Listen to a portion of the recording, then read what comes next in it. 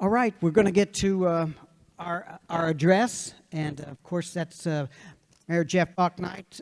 He was first elected to our council in 2013, and then he was elected last year to fill Raleigh McCoy's unexpired term, and then Jeff ran unopposed for mayor in May of 2022. So it's my pleasure to introduce our mayor, Jeff Bauknight.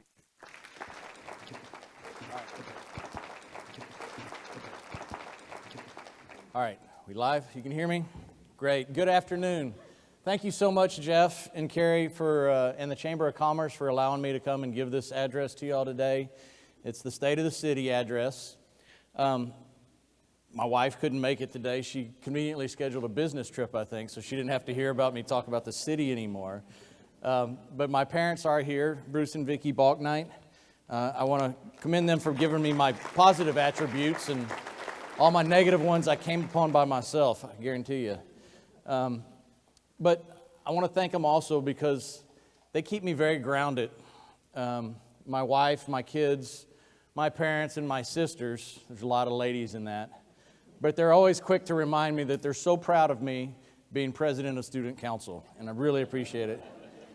I'm hopeful that my fellow city council members are also as well grounded by family that I am.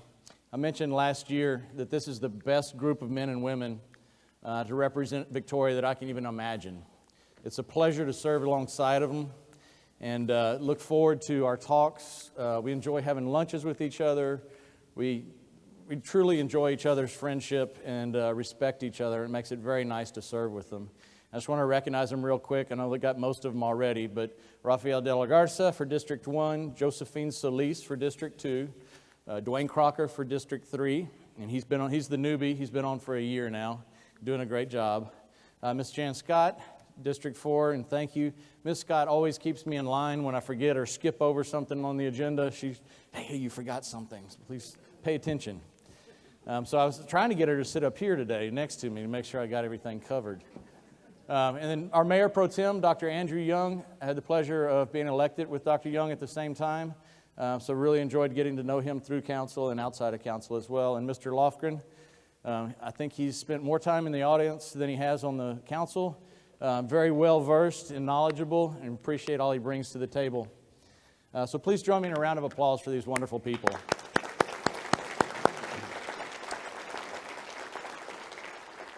So my presentation this year, instead of kind of doing so much of the state of the city, we'll get some of that, but I also wanted to highlight what the city does every day and throughout the year. The numbers that get accomplished by the city, and you'll see the numbers that I'm talking about, are kind of mind-blowing if you think about the size of our city. But our employees are very conscientious.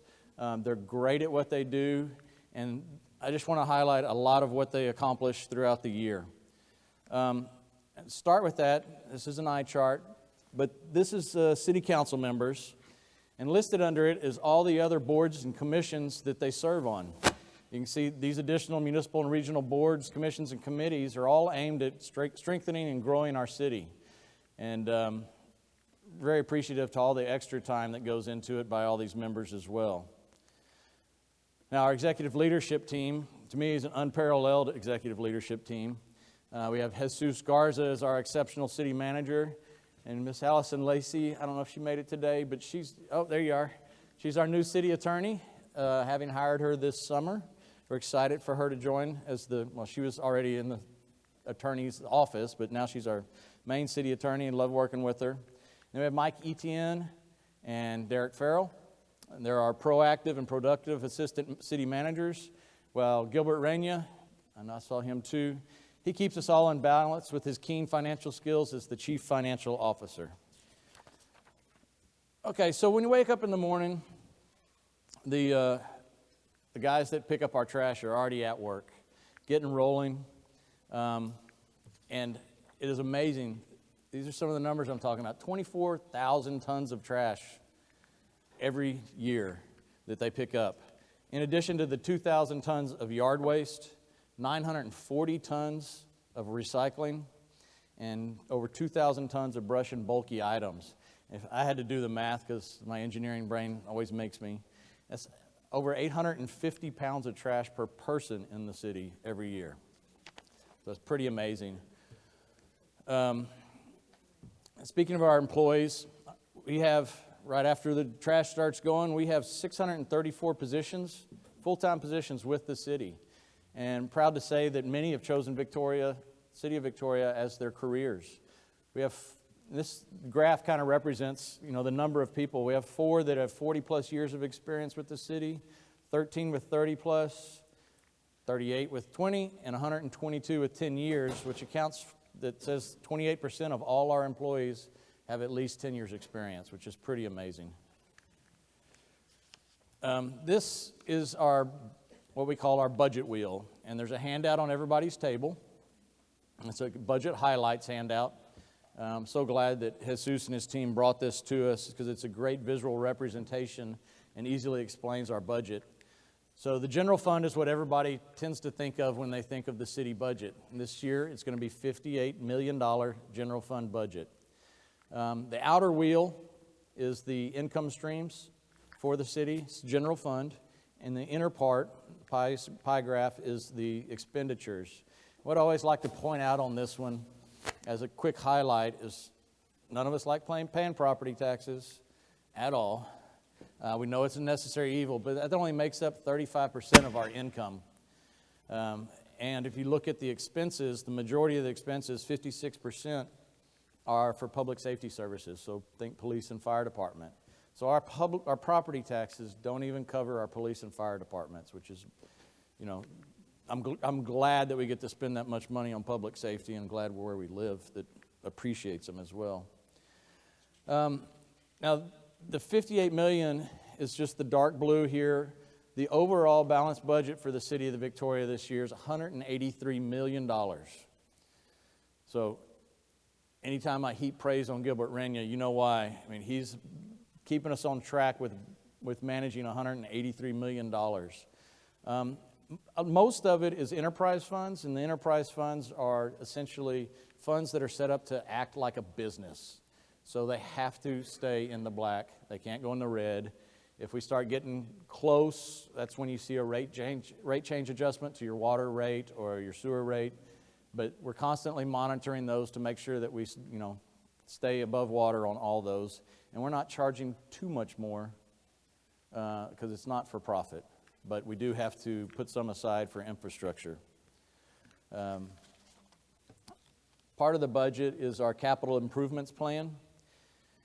I wanted to show this graph. I showed it last year because we had such an increase in the amount of spending. Last year we were at $35 million for capital improvements plans, which was a record at the time.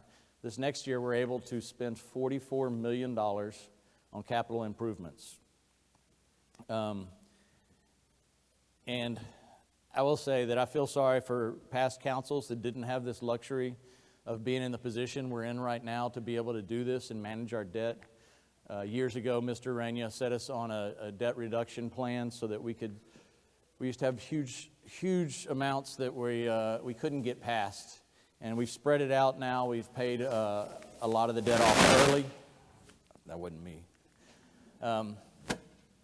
But we paid a lot of the debt off early, and now we have the ability to tackle even more projects. And of course, with the price of inflation, it accounts for some of that increase. In that, this shows right here the street projects, $25.36 million, which includes utility construction. This year, most of our funding is in utilities. And if you think about it, if we're going to rebuild a road, we want to ensure that the utilities under that road are in good working order and don't need to be repaired, because we don't want to come back later, which has happened, and replace something underneath a brand new street. So we're very mindful of it, and a lot of the money this year will be spent on utility construction. In the following fiscal year, you will see the road portion increase to match that we spent on utilities. So the next couple slides, just real quick, they're in this budget highlights. It goes into the specifics of the CIP program. You're wondering, is my street getting done? You can look through this list, and it's going to show you what it is. One thing that Mr. Garza wanted me to point out, and thought about it, I agree. Wagner Way Is everybody familiar with Wagner Way? That's the connection there. When it's Sam Houston, it changes into Magruder, that changes into Lingo Lane, and then Wagner Way, and ends up hitting Vine Street, which is across the highway from the other Vine Street. Anyway, we're working on a proposal to extend Wagner Way all the way out to the highway, so that hopefully we can get some better flow between Navarro and Main Street. But you'll see us working on that throughout this year. Hopefully next year we'll have some real progress to show you. But we're excited about that prospect. This is the street maintenance graph, if you will. Everything in blue shows what we've done over the last 5 years, which is 75 miles of street maintenance. It shows that it's spread, across the city. And this year we're going to do 12.5 miles, while we're going for 112 miles in the next 5 years. What we're trying to do is tackle 25% of our worst streets. We have a pavement index, and so we know which streets are the worst, and we want to, every 5 years, be tackling that bottom 25%. Our Public Works Department, of course, they're in charge of streets, but they do much more than that. And I wanted to show some of these numbers. 32,400 potholes repaired this last year, with 66% of them being proactively repaired. It's amazing. We have 3 truck crews that go out and do this, but that's how many they're doing every year for us. Of course, we have 326 miles of roads that they got to go out there and look for those potholes on. And they also monitor 23,000 water meters throughout the city all the time. And if you haven't gotten on to the website, you can sign up. You can go and look at your own meter, your own consumption. You can set email alerts for you. So if you had, a sprinkler that went off and you didn't know it, or you were out of town and had a water leak, it would notify you of excess water usage. So you can find that on the city's website as well. And then our underground water and sewer lines. Each of those systems is 350 miles. So think here to Dallas. And our city is taking care of 2 pipes that would travel between here and Dallas every year. Our library. Now, certainly the library's been in the news as of late. We're not going to talk about that today. We're going to talk about all the wonderful things that library staff does accomplish. They have 413 programs they offer every year, serving almost 25,000 people. Of those 25,000, almost 20,000 are children's programs. They have 245 children's programs. And they had over 130,000 people walk through the doors this year, which is up from the 109,000 in 21. And these are, again, all these numbers to me are impressive. It's just amazing what they get accomplished over there. We do have some retail growth and expansion happening, and this is particular interest is on Rio Grande. So we have a new Chick-fil-A. Thank you to the Murphys for believing again in Victoria and Rio Grande and East Street there by DTAR, where the old, some of y'all might remember, the old Goad Motors was. That's going to be now, it's all torn down, and they're putting in the foundations now for a new Chick-fil-A, so excited about that. And then at Rio Grande and Ben Jordan's, a speedy stop going in. You might have seen that construction going up. And so we're looking for more out of this corridor. I'm glad there's a little bit of revitalization along it as well. Coming soon, I get to announce this today. Get your pen ready, George. We're going to have a new store in the mall. It's called Murdoch's Ranch and Home. Now, it's one of 4 locations that they've chosen to expand into in Texas. The other ones are San Marcos, Schertz, and Killeen, and then we'll have Victoria's store. Really neat website if you go look at it and what they offer. Kind of heard it's a hybrid between an Ace and Tractor Supply and maybe like Bass Pro Shop. It's just kind of a catch-all store. Look really forward to having a new anchor tenant in that mall and kind of revitalize that area. We've seen some good investment in downtown Victoria. These pictures represent, on the left, those 2 are facade grant programs where we fixed up the facades or helped fund part of the fixing up of the facades that's Greeks 205, and then the one below was where the old subway was at the Main and Constitution. And then Victoria College is investing in our downtown with the new annex building that will go with the Welder Center. And they'll start construction on that soon. They've already had the ribbon cut, or the groundbreaking for it. And then one of our citizens is renovating the old federal building. Real excited about that. I had a chance to visit with them at National Night Out, and they're going to start erecting scaffolding soon on the outside to pressure wash it and repoint bricks that need to be done. He's going to put an elevator in there, and I didn't ask him how he's going to get the ghost out, but we'll find out. The city this last year also initiated a TERS, which is a tax increment reinvestment zone. The TERS is defined by the boundary in red, and you can see it. It's weird off to the right. It looks like someone playing the trumpet or something, but that's the rail yard. And because of the mix of different uses of land, we had to have that incorporated to make it work legally. But what it's going to do is it's going to baseline the tax base, the valuations for this past year, and anything that gets added to downtown's value, that difference between that base at the end of this past year and now, and as each year we go through the 25-year cycle, will be set aside in a fund to be invested just within this boundary. It'll be for special projects. We estimate $7.5 million financing over the life of it, 25 years, and we're hoping to get the county on board with it. Come on, Ben. We have Victoria College and the Navigation District already agreeing to participate in this, and look forward to continuing it and see what we can do with that new tool. The Main Street program has seen $2.4 million this past year invested in both public and private dollars. You can see it's the old theater, and I'm probably remembering it wrong. I really think I went to see a movie in there one time, but it was a long time ago. And but anyway, that's gotten fixed up, and that's right across from Greeks. And then you can see down below some other facade improvements on Main Street. But we had 8 business startups or expansions, and which created 29 new jobs all in the downtown area. So these are some examples of the retail growth and expansion. On the corner at the Victoria Hardware store, that's going to be another poor decision. It's a grill and bar. And then across the street from it, of course, Tacos and Tequila's open this year, and Mexican food restaurant. Right down from another poor decision will be the 5D Tavern. It'll be right on the right side of where Longleaf Tavern was, and they look to open this year. We also have, and really nervous with this one, Mother Cluckers downtown. We'll be going in, as well as a Frito-Bay company there where Bethune & Sons was. The Mother Cluckers is going into the old Victoria Bank and Trust building. We continue on with broadband. So we've been, having an effort ever since all the issues with Sudden Light were brought forward to the council, 3 years ago, really chasing this broadband. And this is a map that represents fiber that will be available to homes in Victoria.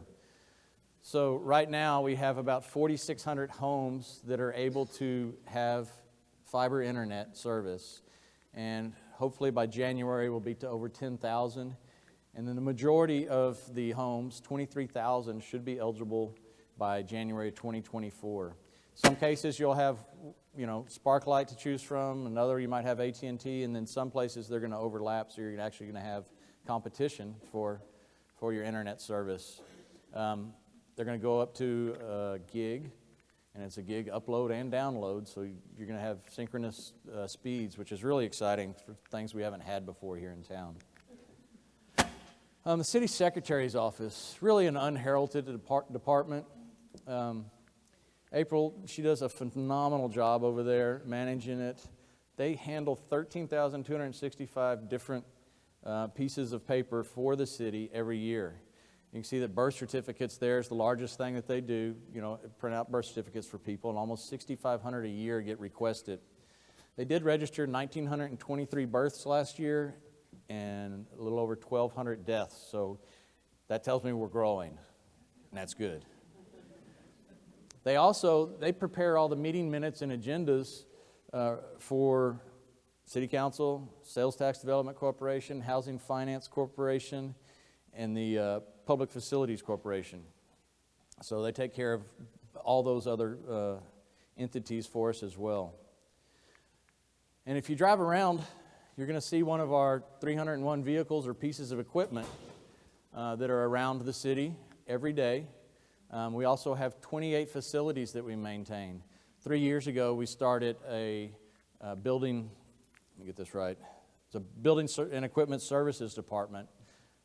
Roger Welder III is in charge of it, does a great job, keeps our vehicles maintained and available, and our facilities, he's able to keep them clean and do it at a lower cost throughout his 3 years. We really appreciate the job they're doing. And Mr. Garza just shared with me yesterday how fortunate we are on this, that we're able to do all this. Dallas, Texas is having to lease fire trucks because they can't find enough people to maintain the ones they have. So think about the expense if we had to move to something like that. That would not be fun at all for any of us. Next, we have technology.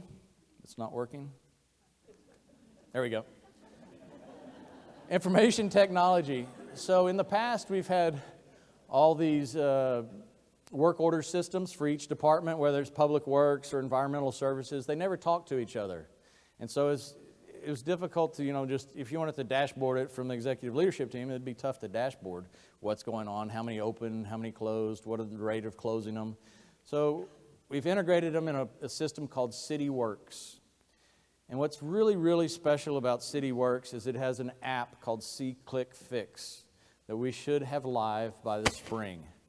SeeClickFix is going to allow any citizen to go and say, oh, that's a code enforcement issue. I just hit it on my app. Send it in. You created the own work order. You don't have to call someone to create your work order for you. You've created the work order, and then it'll send you periodic updates on what's transpired with that work order. So whether it got assigned to a crew, when it's expected, that they're going to go out and address it. If it's a code issue, was a letter sent. All that stuff you'll get fed back to you if you use the app. And so we're excited about that, and I think it'll give us the ability to really enhance the city and help with reporting the potholes or any other item. Right now, I think, all of us on council will get, hey, there's a pothole, there's an abandoned car, there's this. This will give us the ability to direct citizens, say, download this app if you can, or go to the website and you can set that work order up yourself. The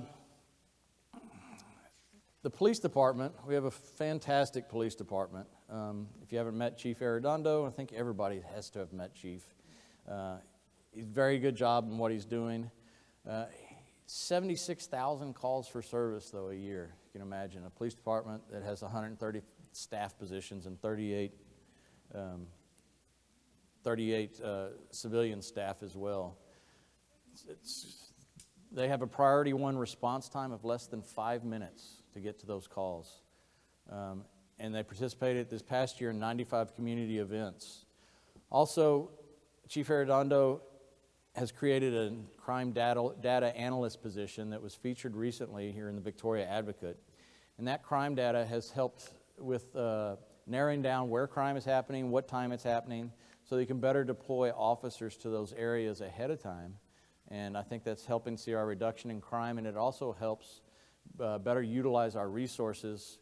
And as almost all of us are in this, it's a shortage of staffing everywhere, and the police department's not immune to it. So technology use like this has been a big help in combating crime. Development services. Now, they issued 4,415 construction permits this past year, which is amazing. We had 174 new single home permits. 65 of those were GLO rebuilds. Thank you. And we had 19 commercial permits as well. This led to almost $77 million of extra value on the property tax rolls. So, as you know, as we raise that property value, which we don't get to, but the appraisal district does, and the best way to do it as opposed to raising everybody's value, is to put new value on the rolls. And this is what this is doing, putting new value on the rolls. And that let us, this plus Caterpillar coming online, let us drop the tax rate this past year 5%. So happy with that, and that's the way it's supposed to work. Code enforcement. This is also part of the Development Services Department. But one thing, these pictures just show what the effect of code enforcement can have. That house there on the left is a before and after, looks much more inhabitable. And then the streets had some really low-hanging tree limbs and such that Mr. Sexton had helped me out with. He found those for me and directed them our way, and they got them all cleaned up. The owners were happy to do it. And then 206 junk vehicles. I get a lot of calls about junk vehicles everywhere and stuff, and I just wanted to highlight that they are getting taken care of, 206 this past year, as well as 47 demolitions ordered on substandard structures. We have started an infill housing pilot program. I think I talked a little bit about it last year. So if someone owes a lien to the city for whatever reason, we've approached some of the owners and said, look, your lien's worth more than what your property is. Would you be okay having the city take it over? We'll do all the paperwork, and you don't have to worry about your property taxes anymore. It's going to be a city piece of property for a short time. So we sent 22 lots that we targeted out there, 22 offers. We got 9 sent offer letters responded to. And now we want to take those lots and bundle them together and offer them to a developer to allow low to moderate income people the chance to purchase a home. Now these homes would be 10 to 15% max over the value, the construction value. So no excess profits, and we'll see. I'm hopeful that it works and interjects life into some old neighborhoods with new structures, but with the cost of construction, I'm tapping the brakes a little bit on this one, but I'm really hoping that it will work for us in the future. Keep Victoria beautiful. If you've driven around town, you've seen all the wonderful flowers and plantings, and things look cleaner, and this is all thanks to this group. This is under the Environmental Services Department, but they did 2 citywide cleanups this last year. The one in the spring, they collected 139 bags of trash along 21 miles of roadway with 230 volunteers. Well, the word got out. I guess it was fun. And this fall, just a couple weeks ago, we had 376 volunteers that all met in the Target parking lot and then spread out to collect 281 bags of trash. And to make it fun for everybody, they have a contest where whoever finds the weirdest item can submit their item, and then it gets voted on Facebook. The winner this year was a Roomba that was found, but also found that what came in a close second was a set of dentures. Yeah. I'm glad I didn't pick all that up.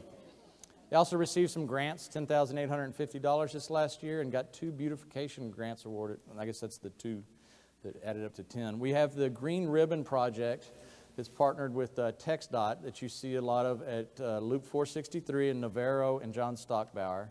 And on the 27th, I believe at 9 a.m., there will be a ribbon cutting for that project. But it's really beautified that area.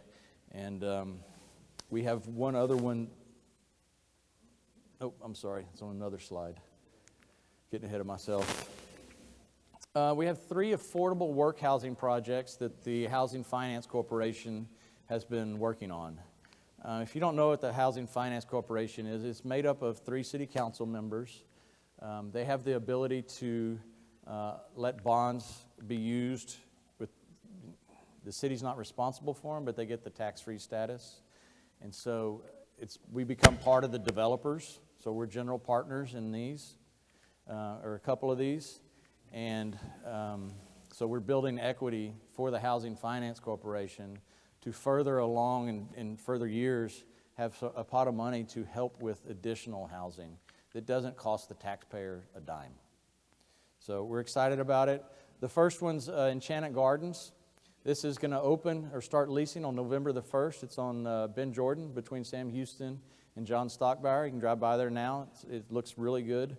It's taking a little longer than we thought. It's on just because of construction delays and supply chain delays. But it sits on 10.8 acres. And then there's a new one that's going to start. We'd hoped to have it started sooner, but with rising construction costs, they had to go back to the drawing board and get some additional financing lined out. But it's called the Odom Street Apartments right now. I'm sure it'll get named, but this is at Callis and Odom. This is going to have 324 units on 18 acres, right there behind Dudley School. You can kind of see it in that grayed out area. You can see Dudley on the right there. Very full of amenities. They're going to have a business office that you can go in and use computers, swimming pool, granite countertops, exercise facilities. They're going to have some limited child care available. I think they'd said maybe 3 days a week, just to help out parents that may have kids at Dudley that need a little extra child care. That's going to start in the summer of 2023. And this one's an affordable senior housing project. And I don't know why they call it senior housing. It's for 55 and older. So name's off a little bit. But it's going to sit at Navarro and Hiller, right there south of Airline. It's going to have 75 units. And they look to start construction this next year as well. We have a meeting tonight with College Park to discuss it and make sure that they're understanding of what's going in over there. But we're very excited about it. And this is going to be targeting those seniors that are earning less than 60% of the adjusted median income. And then we got municipal court. So led by Judge Vanessa Heinhold and managed by Tiffany Toda. They're very, very creative. I can't say enough good things about what municipal court does. They were one of only 12 courts in the entire United States to go to a hybrid model during the pandemic, so they could keep business rolling for the city of Victoria. This outside-the-box approach has also introduced what's called an outreach docket, where they'll take municipal court to Salvation Army or to the Victoria Mall, so that people have an easier chance to take care of their business with the city. Doing that outreach docket, they served 76 individuals.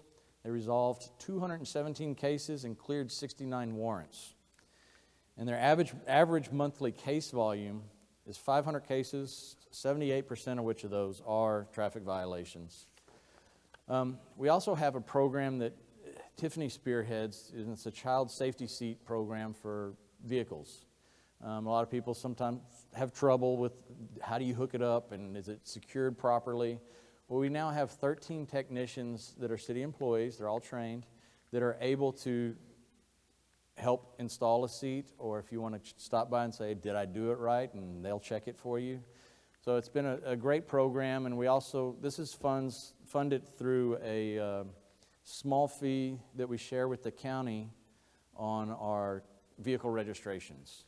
So it's all meant to go towards child safety, and this is how we use about half of our dollars. The other go to some local nonprofits that deal with children. In the fire department, Chief Tracy, thank you. You and your staff, y'all do a fantastic job. One of the programs that a lot of people don't know about is a smoke detector program. So people can call and say, hey, I don't have a smoke detector in my house, or it's defunct and I need it replaced. They'll come over and they'll help you with your smoke detector.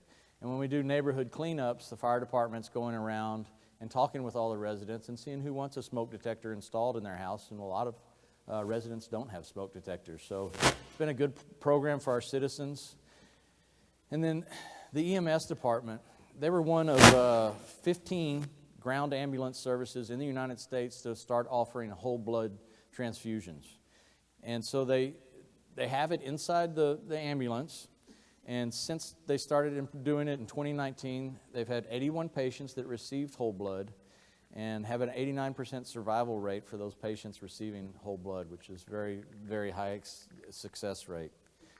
And then we've added capabilities to the ambulances where they can live stream patient data with the ER physician. So they can send data and images and converse with the ER physician as they're driving to the hospital, and the ER physician can start making orders on what needs to be done, and they can get service that much quicker. And we have our new fire marshal, Mr. Lewis. He has joined us, and he's going to have to manage this 2,645 commercial inspections and 104 fire inspections. So they're very busy. And also fire station number 1's being remodeled right now. It's really being hardened because after Hurricane Harvey, we did realize that we couldn't house anybody in that facility. And so we've decided to renovate it, and that should be complete in February or March of 23. And look forward to getting that one back online and getting the overcrowding spread back out. So, also for the fire department, they handled 3,269 calls last year. You can do the math, that's quite a few per day. 708 of those were in the county. The county graciously contracts with us through an interlocal agreement to take care of county fire and EMS. And the average monthly calls for service is 1,095. With an average response time, this is in the city, not the county judge, less than 5.5 minutes.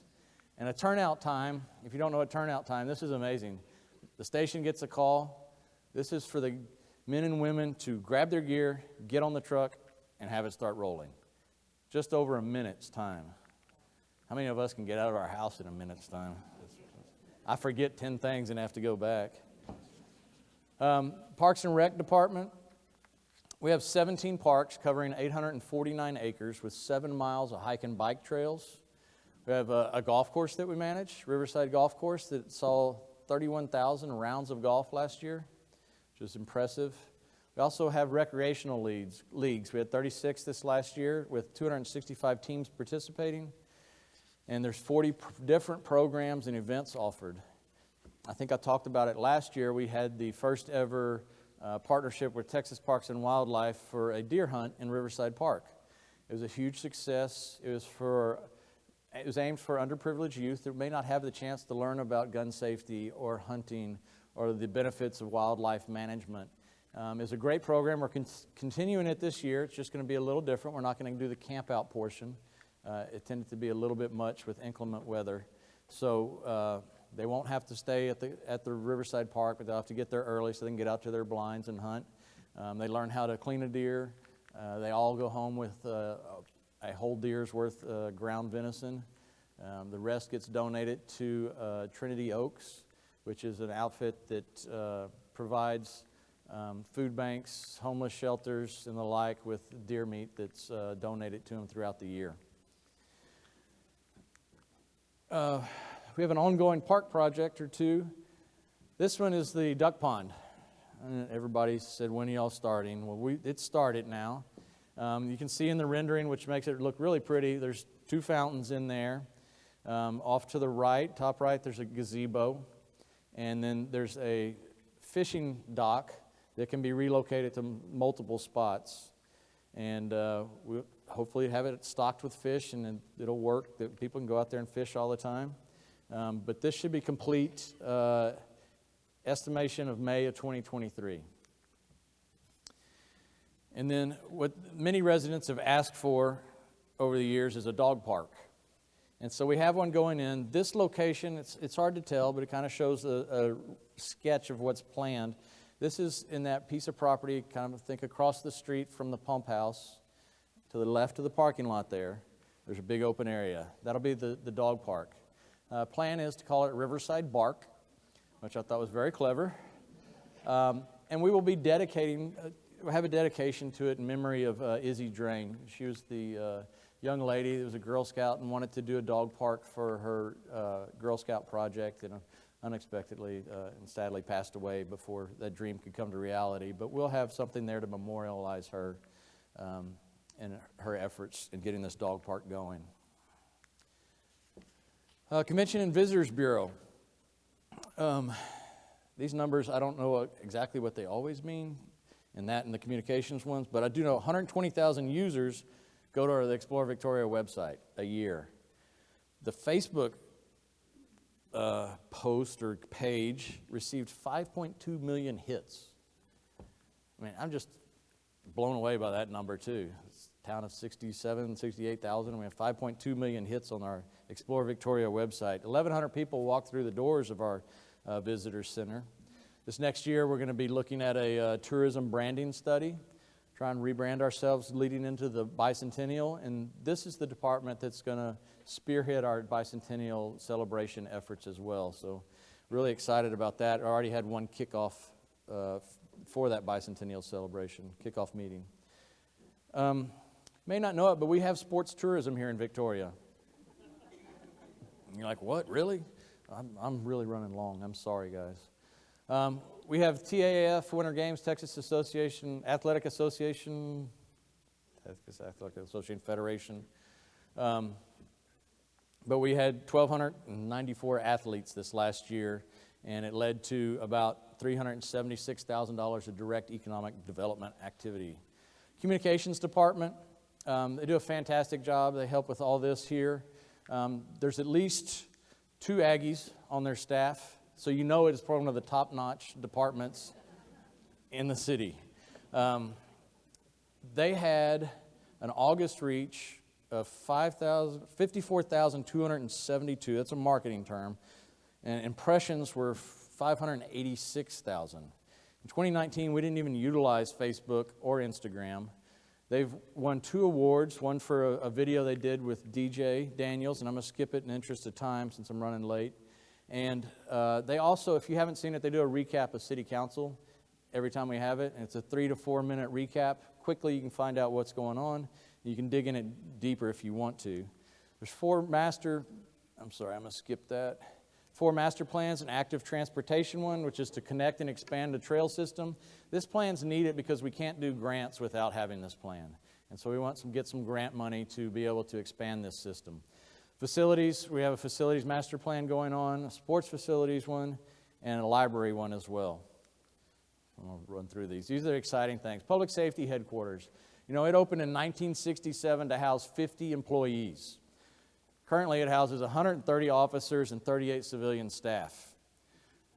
We're planning to build a new public safety headquarters that's going to house fire department administration, the police department, and municipal court. This location is across from Main Street Animal Hospital. There will be a tie-in right with Airline at that light. But we're really, really excited about this. It's expensive. It's $38 million is what we're anticipating. But Gilbert has found a way for us to pay for it. Not to put you on the spot. So if we have questions, go to Gilbert. But it's projected to be complete in 2025 and be state-of-the-art. Our library, we're looking at different ways to enhance the library. They have 101,000 materials, circulation of 211,000, and like I said earlier, 130,000 people walk through the door. The preliminary studies that we've done in the master planning show that we're about half the size of the library that we should have for our population.